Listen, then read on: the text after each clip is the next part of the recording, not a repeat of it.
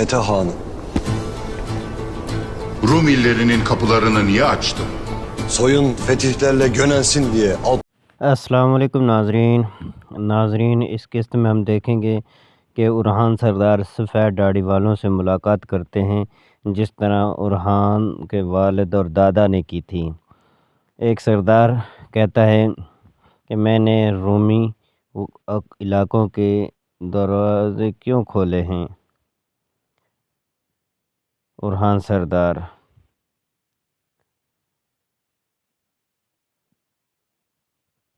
ताकि आपकी नस्ल फ़ातिह बने अलप अरसलान सुल्तान की तरह।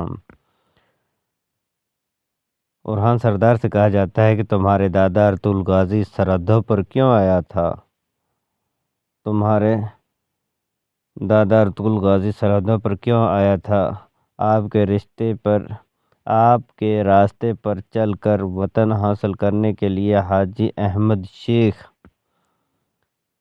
वतन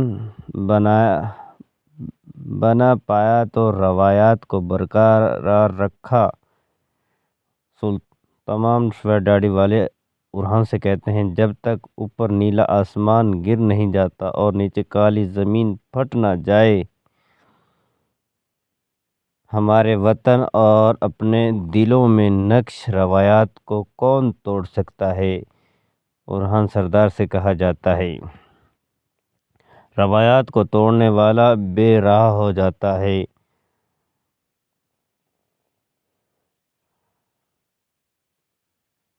बेराह का वतन पर कब्ज़ा हो जाता है। उस शख्स का खून पहले मुझ पर हलाल है। उरहान साहब कहते हैं उस शख्स को मैं ख़त्म करूँगा। फिर एक और सरदार कहता है लेकिन तुर्क हज़ारों सालों में पहली बार बगैर रियासत के रह गया है और जिस आखिरी सल्तनत को मैंने अपने दांतों और नाखनों की मेहनत से बनाया था वो टुकड़े टुकड़े होकर ख़त्म हो गई है। सुल्तान उरहान से सफ़ेद दाढ़ी वाले कहते हैं कि हमारी बातों पर ध्यान दो। तुम अपने कंधों के बोझ से डरते नहीं हो। अगर डरो मैं तो मेरी नस्ल ख़त्म हो जाए। उरहान साहब कहते हैं मेरा गोश्त टुकड़े टुकड़े होकर जहन्नम की राख बन जाए। उरहान सरदार कहते हैं एक और सरदार कहता है तुम्हारा बाप ने तुम्हें अपने राह पर कुर्बान किया है क्या। उरहान साहब कहते हैं क्या। एक और सरदार कहता है तो फिर तुम उठकर उसी रास्ते पर चलोगे। तुम अपने बाप को कुचलोगे अपने भाई को कुचल कर जाओगे।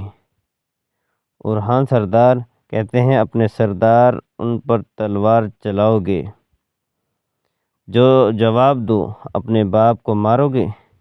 उरहान साहब अपने भाइयों और सरदार उनके खून से अपने हाथ रंगोगे। जो रवायत की सुनता है हुक्मरानी पा लेता है।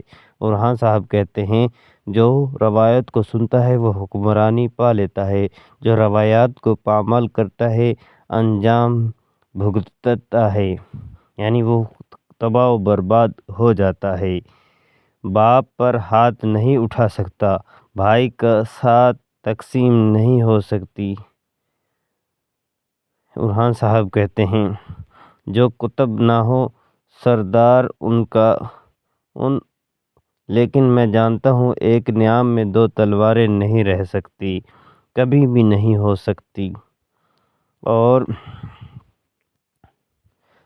तो फिर इस मुसीबत से कैसे निकलोगे। सरदारान कहते हैं कैसे उठ खड़े होए बगैर कैसे। एक और सफ़ेद दाढ़ी वाला कहता है अपने हाथ खून से रंगे बगैर कैसे निकलोगे इस मुसीबत से। अपने हाथ खून से रंगे